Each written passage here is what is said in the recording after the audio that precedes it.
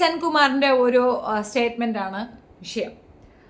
Sachar commission report അനുസരിച്ച് ഭാരതത്തിൽ ഏറ്റവും സഹായവും സേവനവും ലഭ്യമാക്കേണ്ടത് മുസ്ലിം സമൂഹത്തിനാണ്. എന്നാൽ എല്ലാ മിഷണറി പ്രവർത്തനവും ഹിന്ദു ഭൂരിപക്ഷ മേഖലകളിലാണ്. ഒരു മുസ്ലിം ആൺകുട്ടിക്കോ പെൺകുട്ടിക്കോ മിഷണറി സേവനം ചെയ്തതായി വാർത്തകൾ വന്നിട്ടില്ല. സേവനത്തിനും സഹായത്തിനും അവരല്ലേ സച്ചാർ റിപ്പോർട്ട് പ്രകാരം അർഹർ. അങ്ങനെയുള്ളപ്പോൾ ഈ സേവനങ്ങൾക്ക് സഹായങ്ങൾക്കും മുസ്ലിം ഭൂരിപക്ഷ മേഖലകളല്ലേ തിരഞ്ഞെടുക്കേണ്ടത്? അത് എന്തുകൊണ്ട് സംഭവിക്കുന്നില്ല? ചോദ്യം ന്യായമാണ്. ആ ന്യായമായ ചോദ്യത്തിന് ഒരു മറുപടി തരണമെന്ന് തോന്നിയത് കൊണ്ടാണ് ഹിന്ദുക്കൾക്ക് മാത്രമല്ല മുസ്ലിങ്ങൾക്കും വേണ്ട മതപരിവർത്തനം. മുസ്ലിങ്ങൾക്ക് മതപരിവർത്തനം വേണമെന്ന് പറയാനേ അവിടെ ഉച്ചനീചത്വങ്ങളോ വലിയ പ്രോബ്ലംസോ ഒന്നും ഇതുവരെയും റിപ്പോർട്ട് ചെയ്യപ്പെട്ടിട്ടില്ല. ഇവിടെ ജ്ഞാന ജോഷുവ എന്ന് പറയുന്ന ആദ്യത്തെ ചീഫ് സെക്രട്ടറി റാങ്കിലുള്ള ഒരു വ്യക്തി ഉണ്ടായിരുന്നു. പുള്ളി ഷെഡ്യൂൾ കാസ്റ്റ് ജനിച്ചു വളർന്ന ആളാണ്. മിഷണറി പ്രവർത്തനത്തിന് ഇവിടെ വന്നവരും വൈസ്രോയി പ്രവർത്തനത്തിന് ഇവിടെ വന്നവരും ഒക്കെ തന്നെ ചേർന്ന് അദ്ദേഹത്തിനെയാണ് ആദ്യം വിദേശത്ത് തൊട്ട് പഠിപ്പിച്ചത്. കേരളത്തിൽ നിന്ന് ആദ്യമായിട്ട് വിദേശത്ത് പോയി പഠിച്ച ഒരു വ്യക്തി അദ്ദേഹം തന്നെയായിരുന്നു. അദ്ദേഹം പഠിച്ചതിൻ്റെ ഒരു പരിണിത ഫലമായിട്ട് അദ്ദേഹത്തിന് ആ പൊസിഷൻ കിട്ടി. അത് ജമ്മത്ത് അദ്ദേഹം ഹിന്ദു മതത്തിൽ വിശ്വസിച്ചിരുന്ന കിട്ടുകയില്ലായിരുന്നു എന്നുള്ളതാണ് വസ്തുത. എന്തിനാണ് ഇരുട്ടുകൊണ്ട് ഓട്ടയടയ്ക്കുന്ന മിസ്റ്റർ TP സെൻകുമാർ അണ്ണ? ഒരു കുറച്ചൊക്കെ ബോധവും നിലവാരവും ഒക്കെ വേണ്ടായോ?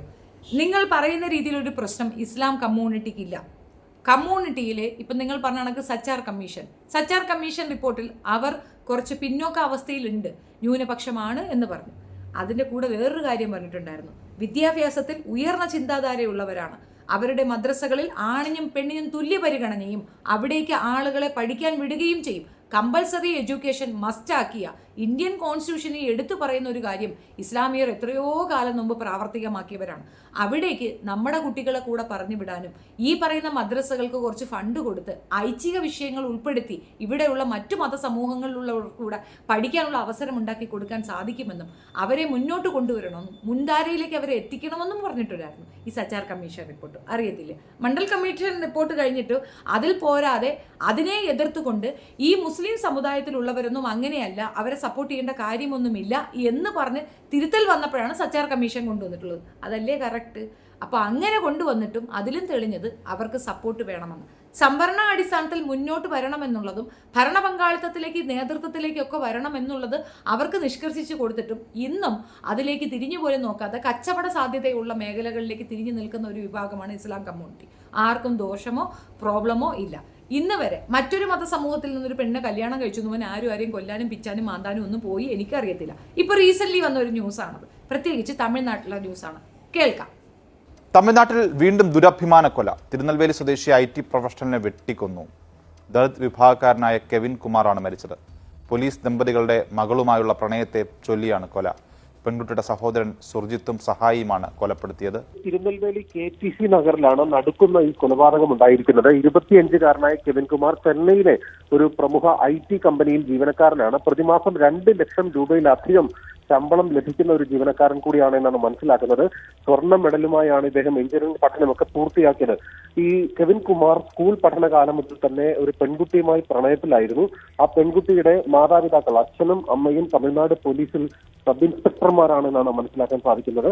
ഈ പെൺകുട്ടിയുമായുള്ള ഈ കെവിന്റെ പ്രണയത്തെ ഇവരുടെ കുടുംബം എതിർത്തിരുന്നു. അവർ OBC വിഭാഗത്തിൽപ്പെട്ടവരാണ്. ഇന്ന് രാവിലെ കെവിൻ കുമാർ അദ്ദേഹത്തിന്റെ മുത്തച്ഛനൊപ്പം സിദ്ധ ക്ലിനിക്കിൽ നിന്ന് വീട്ടിലേക്ക് കടന്നു പോകുന്നതിനിടയിലാണ് ഈ പെൺകുട്ടിയുടെ സഹോദരൻ സുർജിത്തും അയാളുടെ കൂട്ടുകാരനും ചേർന്ന് ഈ പട്ടാപ്പകൽ ഇവിടെ എത്തി ഈ യുവാവിനെ കെവിൻ കുമാറിനെ നടു റോഡിൽ വെച്ച് വെട്ടി കൊലപ്പെടുത്തുന്നത്. അതിനുശേഷം ഇവർ നേരെ പോലീസ് സ്റ്റേഷൻ പാളയംകോട്ട പോലീസ് സ്റ്റേഷനിലെത്തി കീഴടങ്ങുകയും ചെയ്തിട്ടുണ്ട്. പെൺകുട്ടിയുടെ മാതാപിതാക്കൾ ഈ 2 പോലീസുകാർ അച്ഛനും അമ്മയ്ക്കുമെതിരെ ഇപ്പോൾ കേസെടുത്തിട്ടുണ്ട്. രണ്ടുപേരെയും ഇപ്പോൾ 1ഉം 2ഉം പ്രതികളാക്കിയിട്ടുണ്ട് എന്നാണ് നമുക്ക് മനസ്സിലാക്കാൻ സാധിക്കുന്നത്. സുർജിത്ത് 3ാം പ്രതിയായും ഇപ്പോൾ പോലീസിന്റെ FIR വിവരങ്ങൾ പുറത്തു വരുന്നുണ്ട്. ഷെഡ്യൂൾ കാസ്റ്റിലുള്ള ഒരു പയ്യൻ തന്നെക്കാൾ ഉയർന്ന ജാതിയിലുള്ളൊരു കുട്ടിയെ പ്രേമിക്കുകയാണ്. അതായത് ചെറിയ വയസ്സ് തൊട്ട് പ്രേമിക്കുകയാണ്, 10ാം ക്ലാസ് തൊട്ടൊക്കെ പ്രേമിക്കുകയാണ്. ഈ പെൺകുട്ടിയുടെ അമ്മയും അച്ഛനും പോലീസുകാരാണ്. അവർ ഉന്നത കുലജാതരാണ്. അവൻ ഷെഡ്യൂൾ കാസ്റ്റാണ്. അവന് 2 ലക്ഷം രൂപ വരുമാനമുണ്ട്. അവൻ എഞ്ചിനീയറാണ്. നല്ല വരുമാനം, നല്ല രീതിയിൽ ജീവിക്കുന്ന ചെറുക്കനെ നടുറോട്ടിയിട്ട് വെട്ടിക്കൊന്നു കളഞ്ഞു. കാരണം മകളെ പ്രണയിച്ചു എന്നാണ്. എന്താണ് കാരണം? പ്രേമം മാത്രമല്ല, പ്രേമിച്ചത് ഒരു ദളിതനായതുകൊണ്ടാണ്. ഷെഡ്യൂൾ കാസ്റ്റിലുള്ള ഒരു പയ്യൻ എൻ്റെ മകളെ പ്രണയിക്കുകയോ വിവാഹം കഴിച്ചു കൊടുക്കാൻ പറ്റത്തില്ല എന്ന് 2025 ഒരു മാതാപിതാക്കൾ ചിന്തിക്കുന്നുണ്ടെങ്കിൽ മതപരിവർത്തനം അനിവാര്യമായ ഒരു മേഖല തന്നെയാണ് ഹിന്ദുമതം എന്നാണ് എനിക്ക് പറയാനുള്ളത്. നിങ്ങൾക്കിടയിലുള്ള ഈ ഉച്ചനീചത്വം കൊണ്ടാണ് അതിൽ നിന്ന് രക്ഷ നേടാൻ, അതിൽ നിന്ന് മുക്തി നേടാൻ, മനുഷ്യനായി പരിഗണിക്കപ്പെടാൻ മനുഷ്യൻ മറ്റൊരു മതത്തിലേക്ക് വിശ്വാസിയായി പോകുന്നത്. ആ ചെറുക്കനിക്ക് എന്താണ് കുഴപ്പം? അവൻ എഞ്ചിനീയർ അല്ലേ, പഠിച്ചു, നല്ല റാങ്ക് ഹോൾഡറാണ്, അത്യാവശ്യത്തിൽ നല്ല രീതിയിൽ ശമ്പളം കിട്ടുന്ന ഒരു ജോലിയുടെ ഉടമയാണ്. അവന് വിവാഹം കഴിച്ചു കൊടുത്താൽ പെണ്ണെ പൊന്നുപോലെ നോക്കത്തില്ലയോ? ഒരു കുട്ടിയെ നമ്മളിടത്തേക്ക് വിവാഹം കഴിച്ചു കൊടുക്കുമ്പം അവൾ സെക്യൂറായി ജീവിക്കണമെന്നല്ലേ ചിന്തിക്കുക. അവരെ ജാതിയും കുലവുമാണ് ആളുകൾ നോക്കുന്നത്. അത് നോക്കുന്നത് ഒരൊറ്റ വിഭാഗമേ ഉള്ളൂ, അത് ഹിന്ദു കമ്മ്യൂണിറ്റിയാണ്. മറ്റുള്ളവർ അങ്ങനെ നോക്കാറില്ല. ഇസ്ലാം സമുദായത്തിൽ നിന്ന് ഏതെങ്കിലും ഒരാൾ ഇന്ന ജാതിയിലെ കെട്ടിക്കൊടുക്കൂ എന്ന് പറഞ്ഞ് നിങ്ങൾ കേട്ടിട്ടുണ്ടോ? ഇവിടെയും ഉണ്ട്, ഇല്ലാന്ന് ഞാൻ പറയത്തില്ല. കാറ്റഗറി ഷിയ സുന്നി മേഖലകളൊക്കെ ഉണ്ട്. പക്ഷെ അവരങ്ങനെ പറയാറില്ല. ഇനി അഥവാ അവർക്ക് എന്തെങ്കിലും ഒരു മുഷിവുണ്ടായാൽ തന്നെ ഫിനാൻഷ്യലി സൗണ്ട് അല്ല, അവന് ജോലിയൊന്നും ഇല്ലെങ്കിൽ അവരൊന്ന് പിന്നോട്ട് പിടിക്കും. രണ്ടാമതൊരു കാര്യം കൂടെ ഉണ്ട്, അവന് ദീനിബോധമില്ലെങ്കിൽ ചിലപ്പോൾ ഒന്ന് പിന്നോട്ട് പിടിക്കും. അതിനപ്പുറം അവർ ഈ ഒരു കാര്യം പറയുകയോ അതിനു വേണ്ടി വെട്ടിക്കൊല്ലുകയോ ചെയ്യുകയോ ഇല്ല. ഇതുവരെ അങ്ങനെ ഒരു ചരിത്രം ഞാൻ കേട്ടിട്ടില്ല. ഉണ്ടെങ്കിൽ നിങ്ങൾക്ക് എന്നെ തിരുത്താം. പക്ഷെ ഇതിനകത്ത് നിരന്തരം ഇത് കേൾക്കുന്നുണ്ടല്ലോ. ഈ വിഭാഗീയത ഉള്ളതിന്റെ തെളിവാണ് ക്രിസ്ത്യാനിറ്റിയിൽ. എവിടെ? പൊയ്കയിൽ അപ്പച്ചന്തോൽ അവിടെ തെളിവായിട്ടിരിപ്പുണ്ട്. പറയ സമുദായത്തിലുള്ള മനുഷ്യരെയെല്ലാം മതം മാറ്റിക്കൊണ്ടുവന്ന് ഈ ക്രിസ്ത്യാനിറ്റിയിലേക്ക് ചേർത്തിട്ട് അവിടെ വെച്ചിട്ടും ഈ വിഭാഗീയത അവിടെയും ഉണ്ടെന്ന് മനസ്സിലാക്കിക്കൊണ്ട് ബൈബിൾ കത്തിച്ച് കളഞ്ഞ ആളാണ് പൊയ്കയിൽ അപ്പച്ചൻ. ഞാനാണ് ദൈവം എന്ന് പറഞ്ഞാൽ അച്ഛനും അമ്മയും മക്കളും ഒക്കെ ചേർന്നോ ദൈവമായിട്ട് അവിടെ ഇരിപ്പുണ്ട്. പറയ സമുദായത്തിലുള്ള മനുഷ്യരൊക്കെ മുന്നേറി വന്നതിന്റെ മെയിൻ കാരണം അദ്ദേഹം തന്നെയാണ്. അപ്പോൾ അത് തെളിവായിട്ട് അവിടെ ഉണ്ട് എന്നർത്ഥം. ഇന്നവരെ ഇത്തരത്തിലൊരു വേർതിരിവ് വ്യത്യാസം ഇസ്ലാം കമ്മ്യൂണിറ്റിയിൽ ഇല്ല എങ്കിൽ എന്തിനാണ് സെന്നച്ചാ ഞങ്ങൾക്ക് മതപരിവർത്തനം? അതിൻ്റെ ആവശ്യമില്ല. ഈ മതത്തിലേക്ക് വരുന്നവർക്ക് നിൽക്കാം, പോകുന്നവർക്ക് പോകാം. ഒരു നിഷ്ഠയും നിർബന്ധവുമില്ല. നിങ്ങൾക്ക് ആർക്കുമില്ലാത്തൊരു പ്രിവിലേജ് ഞങ്ങൾക്കുണ്ട്. എന്താണെന്നല്ലേ? എച്ചിൽ മുസ്ലിം കണ്ടില്ലേ? ഞങ്ങൾ തുപ്പിക്കളയുന്ന സാധനമാണ് എച്ചിൽ. ആ എച്ചിലുകൾ അവിടെ ഉണ്ട്. നിങ്ങൾക്കുണ്ടോ ഒരു എച്ചിൽ ക്രിസ്ത്യാനി? നിങ്ങൾക്കുണ്ടോ ഒരു എച്ചിൽ ഹിന്ദു? ഇല്ല. ഞങ്ങൾക്കതുണ്ട്. അവിടെയുണ്ട് ഞങ്ങളുടെ കൂട്ടത്തിൽ നിന്ന് പിന്തിരിഞ്ഞ് ചിന്തിക്കുന്ന പിന്നോക്കാവസ്ഥയിലേക്ക് പോകാനും വികട സരസ്വതി കൊണ്ട് ജീവിക്കുകയും അതുകൊണ്ട്, അതായത് വിയർപ്പിന്റെ അസുഖം കൊണ്ട് വികട സരസ്വതിയും കൊണ്ട് ജീവിക്കാൻ ആഗ്രഹിക്കുന്ന വൃത്തികെട്ട ഒരു വിഭാഗമുണ്ട്. അതാണ് ഈ എച്ചിലുകൾ. നിങ്ങൾക്കുണ്ടോ അത്? ഇല്ല. അപ്പോൾ അവിടെയും ഞങ്ങൾ ഉന്നതിയിലാണ് നിൽക്കുന്നതെന്ന് മനസ്സിലാക്കുക.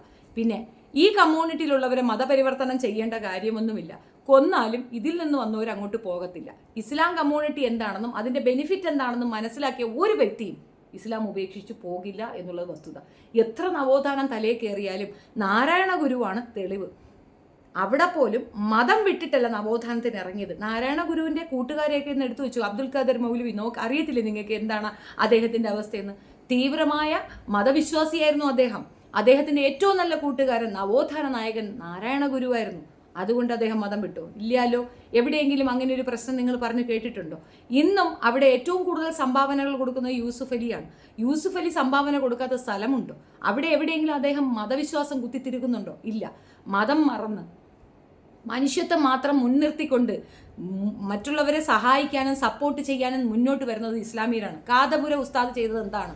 നിമിഷപ്രിയ ആരാണ്? ആദ്യം ഹിന്ദു, പിന്നെ ക്രിസ്ത്യാനി, അവസാനം മുസ്ലിം. എന്ത് പരിഗണനയിലെ പുറത്താണ്?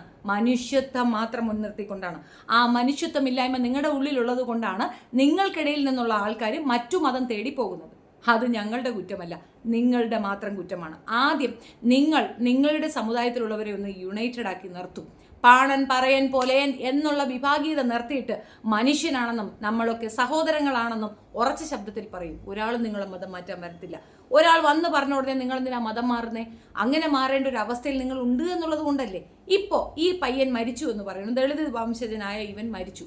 അവനോട് ചെന്നിട്ട് നിന്നെ ഞങ്ങൾ മതം മാറ്റട്ടെ എന്ന് വെച്ചാൽ അവൻ സന്തോഷപൂർവ്വം സമ്മതിക്കും. കാരണം പോകുന്ന മതത്തിൽ അങ്ങനെ വിഭാഗീയതൊന്നും ഇല്ലെങ്കിൽ ഇഷ്ടം പോലെ അങ്ങോട്ട് പോകാനേ തോന്നുള്ളൂ. അതേസമയം ഹിന്ദുവായി ജനിച്ചാൽ മരണം വരെ ഞാൻ ദളിതനാ, മാറ്റം ഉണ്ടാവത്തില്ല. മറ്റിടത്ത് അങ്ങനത്തെ വ്യത്യാസമില്ലെങ്കിൽ ആളുകൾ അങ്ങോട്ട് പോകും. കുറ്റം നിങ്ങളുടേതാണ്. നിങ്ങളുടെ മുതുകിലെ കൂനാണ് നിങ്ങൾ ആദ്യം തിരിച്ചറിയേണ്ടത്. തിരിഞ്ഞു നോക്കാൻ പാങ്ങില്ലെങ്കിൽ കണ്ണാടി വെച്ച് നോക്കുക. മറ്റുള്ളവൻ്റെ മുഖത്തെ കുരു നോക്കി കുറ്റം പറയരുത്.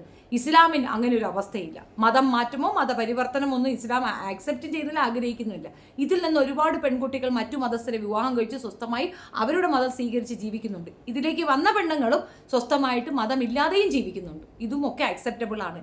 ഇത്രയും ഫോർവേഡായി തിങ്ക് ചെയ്യുന്ന, കാലത്തിനനുസരിച്ച് ജീവിക്കുന്ന മറ്റൊരു മതബോധമുള്ളതെന്ന് എനിക്കറിയത്തില്ല, ഞാൻ കണ്ടിട്ടില്ല. അതുകൊണ്ട് തന്നെ എനിക്ക് മരണം വരെ ഈ മതം വിട്ടുപോകാനോ മതം ഉപേക്ഷിക്കാനോ മതം ഇല്ലാതെ ജീവിക്കാനോ താല്പര്യമില്ല എന്നുള്ളതാണ് വസ്തുത.